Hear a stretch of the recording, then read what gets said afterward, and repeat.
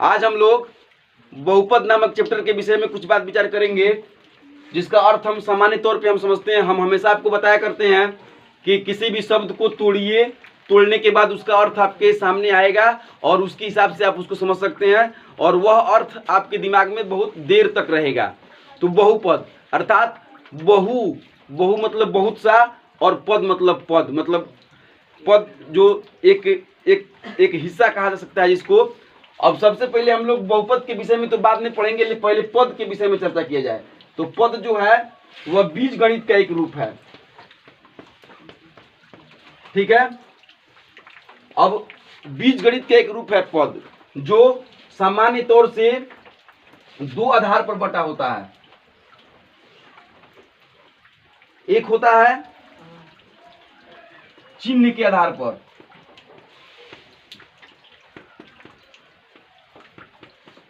ठीक है। चिन्ह अर्थात साइन, अर्थात धनात्मक संख्या, ऋणात्मक संख्या, संख्या को ही पद कहा जा सकता है, ठीक है। अगर मैं लिखता हूं -12x तो यह जो है ऋणात्मक पद हो गया, और यदि मैं लिखता हूं सिर्फ 12 तो यह हो गया धनात्मक पद, ठीक है। फिलहाल यह संख्या का रूप है, ऋणात्मक संख्या और धनात्मक संख्या। यदि मैं इसमें एक x अर्थात एक राशि लगा देता हूं तो यह पद का रूप ले लेगा, अर्थात -12x। अब जाकर के यह एकदम क्लियर पद हुआ, जिसमें 12 जो है यह अचर राशि है और x जो है वह चर राशि है। तो एक तो आप चिन्ह के आधार पर देख रहे हैं धनात्मक और ऋणात्मक संख्या।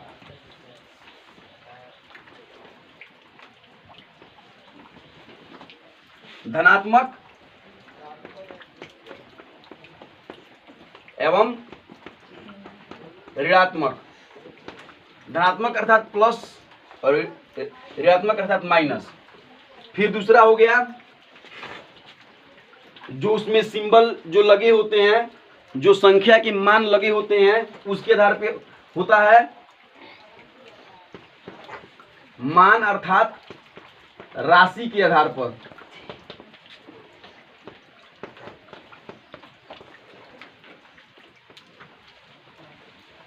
एक समान पद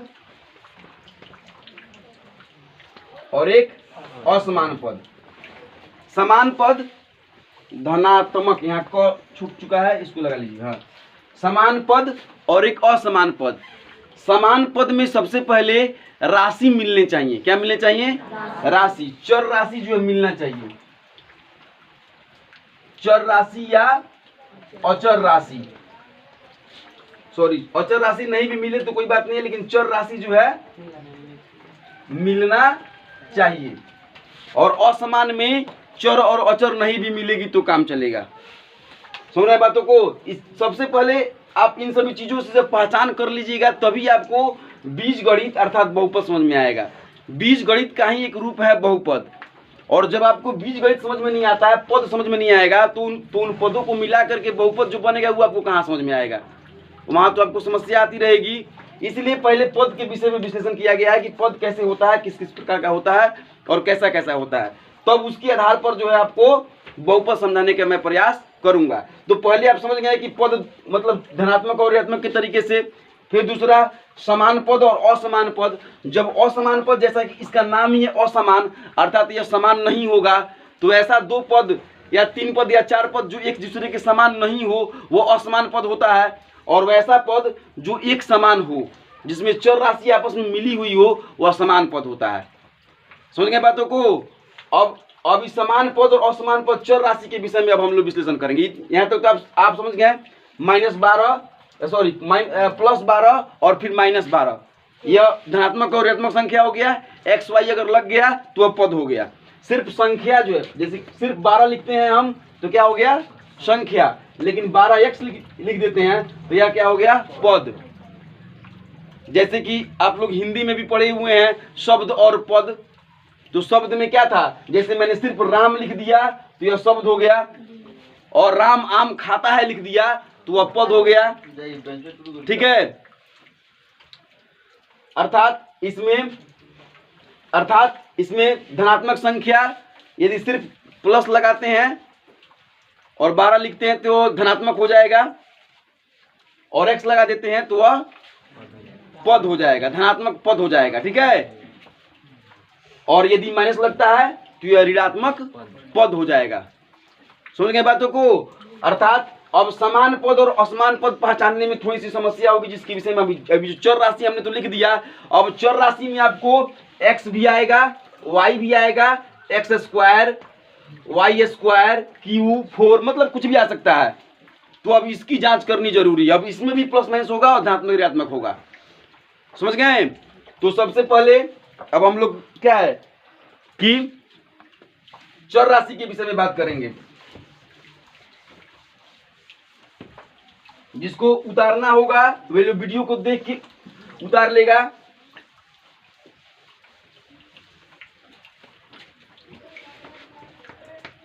हालांकि फिर इस वीडियो को क्लास में भी दिखाया जाएगा। चर राशि जो है अलग अलग तरीके से होती हैं। चर राशि को दो तरीके से बांटा जा सकता है। ठीक है, एक घात के आधार पर और एक पद के आधार पर। घात अर्थात पावर। ठीक है, जैसे कि मैं सिर्फ x लिखता हूं तो x का पावर सिर्फ 1 होगा। पावर छिपा होता है, 1 लिखा नहीं जाता है, तो यह एक घात वाला पद हो गया। समझ गए?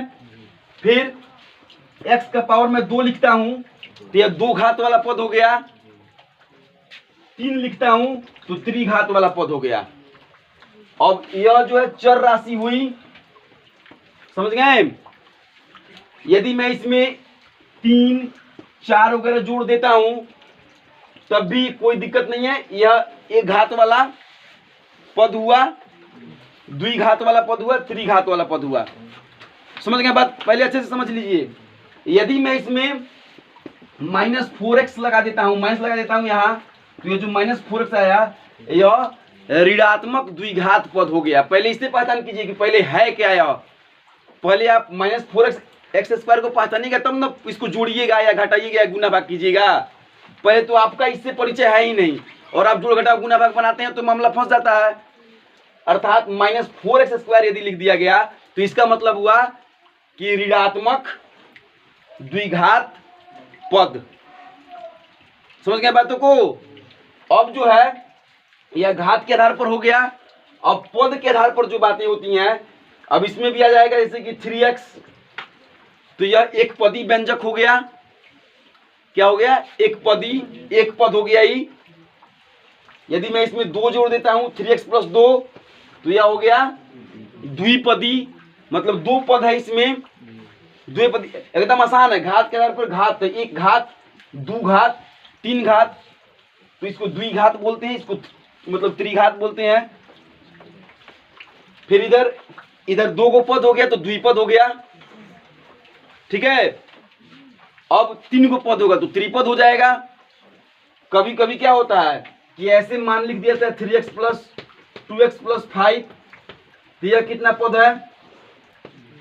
दिखने में तो आपको 3 पद दिख रहा है, लेकिन इसमें x है और इसमें x है, तो दोनों आपस में जुड़ जाएगा तो हो जाएगा 5x + 5। अब जाकर के द्विपदी हो गया। तो कभी कभी हल करने के बाद भी क्या है कि मतलब मान पता किया जाता है। तो अब आप घात के आधार पर पदों की स्थिति को समझ गए, पद के आधार पर पदों की स्थिति को समझ गए। अर्थात अब आपको कितने चीजों पे ध्यान रखना है? सबसे पहला आपको ध्यान रखना है चिन्ह को। किसको? ठीक है। दूसरा ध्यान रखना है आपको घात के आधार पर पदों की स्थिति को। ठीक है, घात के आधार पर पद।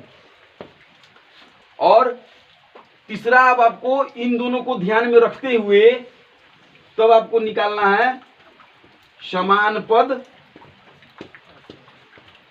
या असमान पद। ठीक है, तो अब कैसे पहचानेंगे समान पद और असमान पद? तो अब सुनिए, दिए गए बीजीय व्यंजकों में, अब बीजीय व्यंजक यहाँ पे शब्द आ रहा है, तो बीजीय व्यंजक का मतलब क्या हुआ? अब इन सभी पदों को मिला करके जो एक मतलब गणितीय रूप तैयार किया जाता है उसको हम बोलते हैं बीजीय व्यंजक। ठीक है, ये तो आप समझ चुके होंगे। अब चिन्ह तो आप पहचान लीजिएगा ना, चिन्ह धनात्मक संख्या, ऋणात्मक संख्या, एक्स वाई लगा हो तो धनात्मक पद और एक्स वाई लगा हो तो ऋणात्मक पद, हो सकता है ना इतना।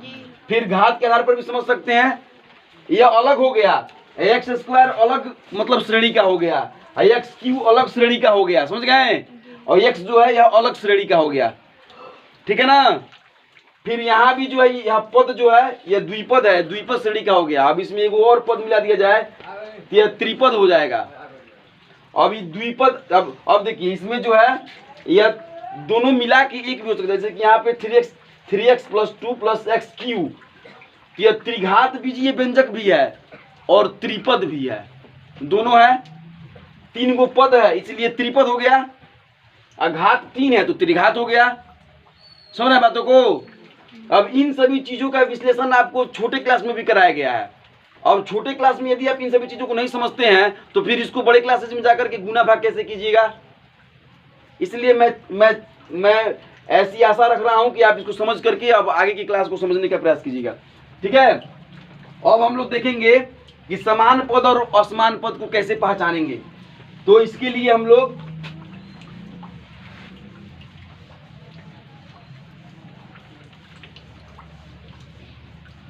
किसी बच्चे को कुछ नोट करना हो तो इसके लिए टेंशन ना ले, फिर कल मैं इस वीडियो को क्लास में चलाऊंगा, आप वहां से देख के नोट करते रहिएगा।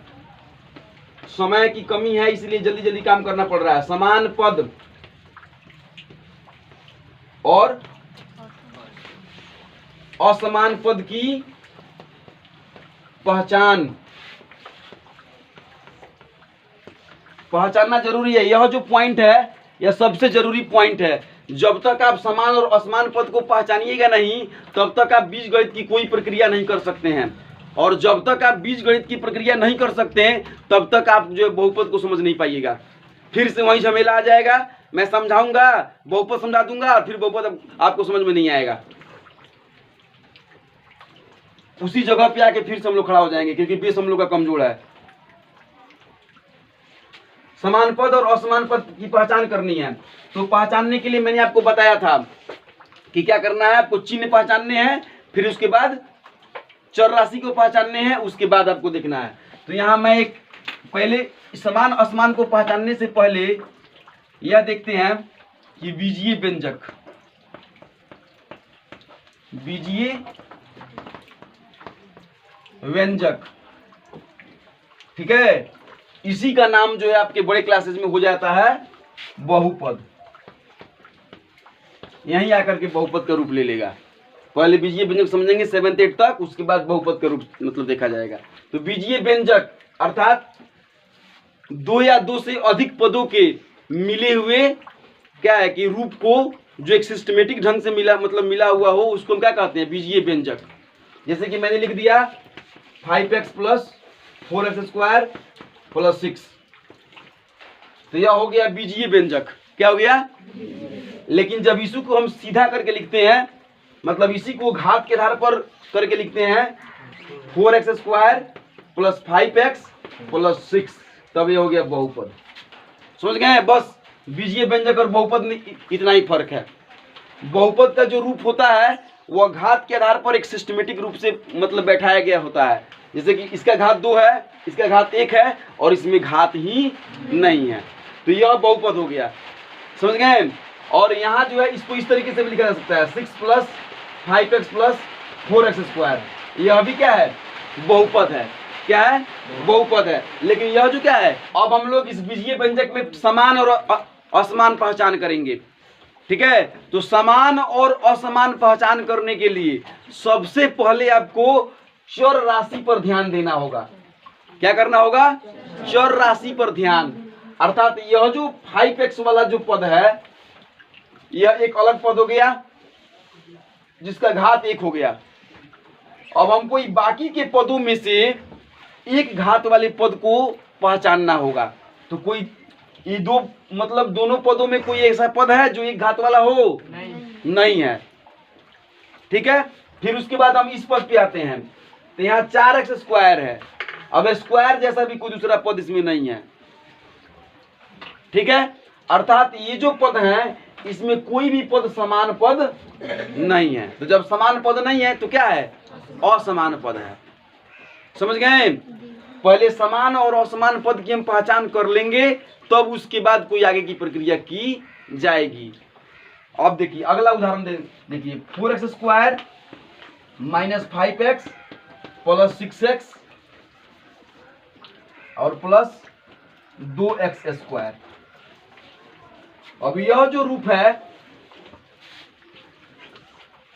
यह हुआ 4x square minus 5x plus 6x plus 2x square. अब यह जो है यह कहलाएगा बीजीय व्यंजक। क्या कहलाएगा? दो या दो से अधिक पदों के मिले हुए रूप को क्या कहते हैं? बीजीय व्यंजक। अब जो है और इसको सिस्टमेटिक ढंग से सजाने के तरीके क्या कहते हैं? बहुपद। ठीक है। अब जो है अब इसमें हम पहले छांटेंगे कि समान पद क्या है और असमान पद क्या है, मतलब कौन कौन है। तो सबसे पहले आप लोग बताइए तो समान पद और असमान पद क्या होता है? 4x square. अब इसके जैसा जो है कोई दूसरा देखिए तो मतलब किसी को भी दिखाई दे देगा कि 4x स्क्वायर और फिर 2x स्क्वायर, यह दोनों पद क्या हो गए? समान पद हो गए। ठीक है। अब इसमें आपने क्या देखा? एक्स स्क्वायर और एक्स स्क्वायर को देखा तो समान पद हो गया और चिन्ह भी एक समान है। तो क्या प्रक्रिया होगी अलजेब्रा के नियमानुसार? पहले भी आपको अलजेब्रा पढ़ाया गया है। तो 4x स्क्वायर प्लस में है और इधर 2x स्क्वायर भी प्लस में है, तो दोनों जुट जाएगा आपस में, 4 2 6x स्क्वायर हो जाएगा। ठीक है। फिर उसके बाद यह जो है उसके बाद अब इसकी जांच करेंगे तो ये x में है और यह भी x में है, अर्थात ये भी समान पद है लेकिन चिन्ह असमान है। x तो समान है लेकिन चिन्ह क्या है? असमान है। जब चिन्ह असमान है तो क्या होगा? घटाव की प्रक्रिया होगी। अब यह दो लाइन याद रखिएगा कि जब राशि भी मिले और चिन्ह भी मिले तो प्रक्रिया किसकी होगी? जोड़ की। और राशि मिले और चिन्ह नहीं मिले तो प्रक्रिया क्या होगी? घटाव की। बस ये दो चीजें बस याद रखनी है। इसके बाद तो जोड़ घटाव आसानी से हो जाएगा। वैसे भी आपको जोड़ घटाव तो पहले से ही करता होगा, ऐसा थोड़ी नहीं कि आपको जोड़ घटाव नहीं आता होगा। आराम से अब 6 और 5 मिल रहा है, इसमें घटाव है तो इसको घटा देंगे, अर्थात 6 में से जब 5x घटेगा तो 1x बचेगा प्लस x। क्यों प्लस? क्योंकि यहाँ पे चिन्ह बड़ा है, जिसका 6 का उसी का चिन्ह होगा, 6 बड़ा है इसलिए यहाँ प्लस होगा। यहाँ तक तो सब किसी को क्लियर है। अब यदि हम लोग इसका गुना भाग करते हैं तो गुना भाग करने के लिए भी शॉर्टकट में तरीका देख लिया जाए। जोड़ घटाव तो आप समझ चुके हैं ना, पहले समान पद और मतलब समान पद छाट लीजिए और तब जोड़ घटाव की प्रक्रिया कर दीजिए। ठीक है, हो जाएगा। जोड़ घटाव की प्रक्रिया करने के लिए सबसे पहले आपको पद पहचानने हैं। समान पद होंगे तो जोड़ देने हैं, समान पद होंगे और चिन्ह मिलेंगे तो जोड़ देना है, और समान पद होगा और चिन्ह नहीं मिलेगा तो क्या कर देना है? घटा देना है। ये दो गो लाइन बस याद रखनी है। अब इस लाइन का नोट्स बना बना के लिखिए कि जोड़ का नियम, घटाव का नियम, तो क्या है कि दुनिया भर का जो नोट्स तैयार हो जाएगा, आप रटते रटते रह जाइएगा। खाली दिमाग में नहीं बैठ सकता है इतना बात, आराम से बैठ सकते हैं यदि आप बैठाना चाहें तो।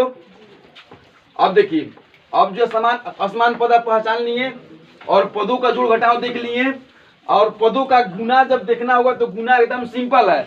समान पद हो या असमान पद हो, गुना आसानी से हो जाता है। जैसे कि 2x स्क्वायर में गुना कीजिए -5x से, तो आसानी से गुना हो जाएगा। ये तो पहले भी आप लोग को बताया गया है। 2 5 दूनी 10, पहले चिन्ह में गुना करेंगे, प्लस में माइनस गुना करेंगे तो माइनस, और 5 दूनी 10, x का पावर 2 और x का मतलब पावर 1, अर्थात x3, अर्थात -10x3 यह आपका हो गया। समझ गए? इस तरीके से गुना हो जाएगा, और भाग जैसे आप लोग भाग करते हैं वैसे भाग भी हो जाएगा। और इसका मतलब अगर विस्तारित रूप आपको बीजगणित वाले मतलब वीडियो में पढ़ाया गया, बताया गया, समझाया गया है, और फिर जब आप बीजगणित बनाइएगा तो वहां पर भी आप इसको देख सकते हैं। अब हम लोग चलते हैं जिसको अधूरा छोड़े हुए थे, बहुपद को। अब वहां पे देखते हैं। देखिएगा जैसे सिस्टम इसका बनाया गया बीजीय व्यंजक का, वैसे सिस्टम जो बहुपद का भी आएगा, और उसको भी आप आसानी से समझ सकते हैं। सबसे पहले बहुपद, बहुपद सामान्य अर्थ इसका हो सकता है बहुत से पदों का समाहार, समास के रूप में बहुपद कहलाएगा। लेकिन इसका क्या है कि किताब से क्या होता है कि मतलब परिभाषा ऐसे बनता है कि जो पद AX0 AX1 ए की जगह पे बी भी हो सकता है या ए भी हो सकता है, कोई दिक्कत नहीं है, स्क्वायर AX3 इस रूप में हो, वह क्या होता है? बहुपद होता है। समझे? मतलब 0 से शुरू हो, फिर 1, फिर 2, फिर 3, इस रूप में हो, वो बहुपद हो सकता है। जैसे कि मान लीजिए मैंने कहा आपको 6 + 2x + 3x² + 4x3, यह क्या है? बहुपद है। अगर बहुत से मिले हुए, बहुत से पदों के मिले हुए रूप को क्या कहते हैं? बहुपद। लेकिन वह सिस्टमेटिक होना चाहिए, इसका घात नहीं है, इसका 1 घात है, इसका 2 घात है, इसका 3 घात है, तो ये बहुपद कहलाएगा। कभी कभार क्या होता है कि इसमें से 2 घात वाले लोग को उड़ा दिया जाता है, मतलब नहीं होता है, तब भी वो बहुपद। ध्यान से देखिए, जैसे कि मैं कह रहा हूँ सिस्टमेटिक रूप से, लेकिन यदि मैं आपको सवाल दूं कि 6 + 2x + 4x3 यह बहुपद है? बहुपद है कि नहीं है? है। कैसे कैसे है बहुपद? यह यहाँ पे x² घात वाला पद नहीं है, फिर भी यह बहुपद है। देखिए कैसे इसको हम बहुपद के रूप में ढाल सकते हैं। कैसे? 6 + 2x और 2 वाला नहीं है तो 0 × x² + 4x3। अब यह हो गया बहुपद के रूप में। यह जो मैंने बताया था इसको बोलते हैं बहुपद का व्यापक रूप। क्या बोलते हैं? बहुपद का व्यापक। इस रूप में आ गया। देखिए तो ए क्या है? ए अचर राशि है और एक्स क्या है? यह चर राशि है। अचर और चर के मिले हुए रूप को हम क्या कहते हैं?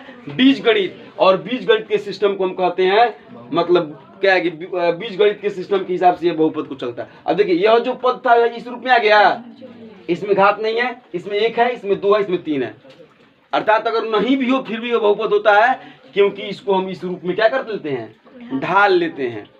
ठीक है, ये तो पॉइंट समझ में आ गया। तो बहुपद की पहचान कर सकते हैं। बहुपद को भी पहचानने का तरीका होता है। सबसे पहला ही क्वेश्चन 9th और 12th में 10th में आपको मिलेगा कि बहुपद की पहचान करें। सबसे पहले आपको पहचानना पड़ता है कि वो बहुपद है कि नहीं है। तो बहुपद पहचानने का नियम देखिए। सबसे पहले तो यह घात के रूप में ऐसे होना चाहिए, दूसरा घात के रूप में इस तरीके से होना चाहिए, तब वो बहुपद हो सकता है। दूसरा उसका घात जो है क्या है कि भिन्न में नहीं होना चाहिए। किस में नहीं होना चाहिए? भिन्न में नहीं होना चाहिए। और घात रूट में नहीं होना चाहिए, नहीं तो वो बहुपद नहीं होगा। अर्थात बहुपद के मतलब कौन सा पद बहुपद हो, पहले बहुपद पहचान करने का तरीका देखिए। तो समझ गए ना आप लोग? ये सभी चीजें किताब में भी दी गई हैं और इसकी इसके पहले भी मैंने बहुपद का वीडियो बनाया है, उसमें सभी चीजों को परिभाषा के अनुसार और एग्जाम्पल के अनुसार समझाने का प्रयास किया गया है। और इस वीडियो के डिस्क्रिप्शन में जो है बीजगणित का और बहुपद का जो है लिंक डाल दिया जाएगा, आप वहां से भी जाकर के वीडियो को देख सकते हैं और फिर से विस्तारित रूप से भी समझ सकते हैं। ठीक है, फिलहाल समझाना केंद्र बिंदु है। रिवीजन क्लास चल रहा है, इस समय रिवीजन हो रहा है। फिर से मतलब नए सेशन में नए क्लास जब शुरू किए जाएंगे तो उसमें आपको फिर से विस्तारित रूप से मतलब बताने का प्रयास किया जाएगा। आज बहुपद का मतलब क्या है कि रिवीजन क्लास चलाया जा रहा है। ठीक है, तो यहाँ जो है क्या पहचानना था, बहुपद की पहचान करने के लिए, आइडेंटिफाई करने के लिए कि वह बहुपद है कि नहीं है, 2 चीजें होती हैं। सबसे पहले वह इस रूप में तो होना चाहिए, AX0 AX1, इस तो आपको बताया गया अभी, इस रूप में तो होना ही चाहिए।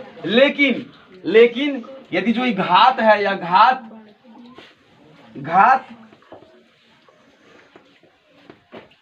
अर्थात पावर, वह नेगेटिव नहीं होनी चाहिए, नकारात्मक नहीं होनी चाहिए, अर्थात माइनस में नहीं होने चाहिए। ठीक है। दूसरा घात भिन्न में नहीं होने चाहिए। भिन्न समझते हैं ना, P/Q, इसको भिन्न बोलते हैं। ठीक है, लड़का बात मत करो। फिर घात यह रूट में नहीं होनी चाहिए, वर्ग में, कर्णी इसको बोलते हैं। ये तीनों जो है ओमिशन ऑफ पॉलिमिनल, बहुपद में नहीं होने चाहिए यह तीनों चीज। यह तीनों चीज अगर होगा तो वो बहुपद नहीं होगा। एक नंबर में ऑब्जेक्टिव क्वेश्चन पूछे जाएंगे 2x² + 5 बहुपद है या नहीं, ऑप्शन दे देगा हाँ ना ए बी दोनों इनमें से कोई नहीं। क्या कहिएगा? नहीं। फिर क्वेश्चन दे देगा निम्नलिखित में से कौन बहुपद है, और 4 को बहुपद का मान दे देगा। अब आप पहचान कीजिए, यदि घात माइनस में हो तो बहुपद नहीं होगा, यदि घात भिन्न में हो तो बहुपद नहीं होगा, और यदि घात जो रूट में हो तब भी बहुपद नहीं होगा। अगर कोई आपसे लिख दे x⁻³ 1/3 यह बहुपद है कि नहीं? नहीं है। कोई पूछ दे x⁻⁻1 बहुपद है कि नहीं? नहीं है। समझ गए? अब पहचान कर लिए। अब बहुपद का प्रकार देखिए, मिटा दें। उदाहरण वाला काम आप वीडियो को देखते हुए रोकते हुए कीजिएगा। बहुपद का प्रकार बिल्कुल आसान है। जो बीजीय व्यंजक के प्रकार को देख लिया होगा, पद के प्रकार को देख लिया होगा, बहुपद के प्रकार को आसानी समझ जाएगा।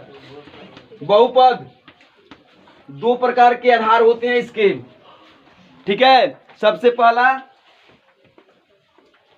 पद के आधार पर, दूसरा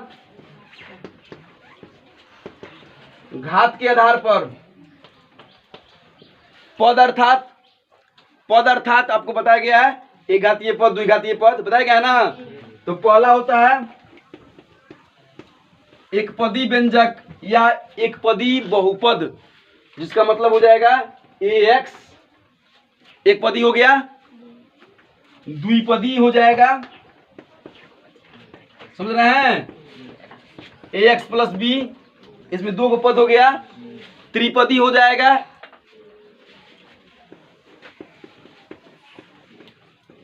त्रिपदी ax² + bx + c, यह त्रिपदी हो जाएगा। ध्यान दीजिएगा, घात के आधार पे आपका अगर मतलब मान आ जाएगा, घात का जिसका आधार होगा, जिसका घात 1 होगा एक घातीय बहुपद, जिसका घात 2 होगा द्विघातीय बहुपद, द्विघात बहुपद, जिसका घात 3 होगा त्रिघात बहुपद, जिसका घात 4 होगा चतुर्घात बहुपद। यह पद है, क्या है? लेकिन जब आप इसमें 4 लगा दीजिए प्लस इधर 5 लगा दीजिए तो यह बहुपद हो जाएगा। अर्थात इसका व्यापक रूप इस तरीके से हो सकता है ax + b, यह एक घात बहुपद हो जाएगा। समझें? अर्थात बहुपद घात के आधार पर परिभाषा बनता है कि जिस बहुपद का अधिकतम घात हो वही बहुपद होता है। अर्थात इसका अधिकतम घात 1 है तो यह एक घातीय बहुपद है, जिसको रैखिक बहुपद भी कहा जाता है, ठीक है। कभी कभी किसी बहुपद का घात जो है 0 होता है तो उसको शून्य बहुपद भी कहा जाता है, समझ गए। और जिसका घात 2 हो द्विघात बहुपद, जिसका घात 3 हो त्रिघात बहुपद। पद के आधार पर कोई दिक्कत बताइए तो यही सब चीज ना बीजीय व्यंजक में आप पढ़े हैं। अब यही चीज, यही बहुपद जो है समीकरण में बदल जाएगा, ठीक है। यहाँ बराबर 0 लगा दीजिए तो यह हो जाएगा एक चर वाला रैखिक समीकरण, समझ गए, एक चर वाला रैखिक समीकरण। और यहाँ जो है x² + bx + c था ना, यहाँ पे है ना ही, यहाँ बराबर 0 लगा दीजिए तो यह हो जाएगा द्विघात समीकरण। घात 2 है तो कहलाएगा द्विघात समीकरण। घात 2 था बराबर 0 मिटा दीजिए तो द्विघात बहुपद। पद के आधार पे ज्ञात करना है, 3 पद है तो त्रिपद बहुपद, ठीक है। अब व्यंजक की बात करें, 7/6 की बात करें तो यह क्या है? त्रिपदी व्यंजक। अब यही 7वां 8वां में आ जाए तो त्रिपदी व्यंजक कहलाएगा। त्रिपदी व्यंजक का जोड़ घटाव गुना भागे वगैरह वगैरह। 9th में आ गए तो त्रिपदी बहुपद। 10th में चले गए बराबर 0 लगा दिए तो द्विघात समीकरण, बराबर 0 लगा तो समीकरण हो गया।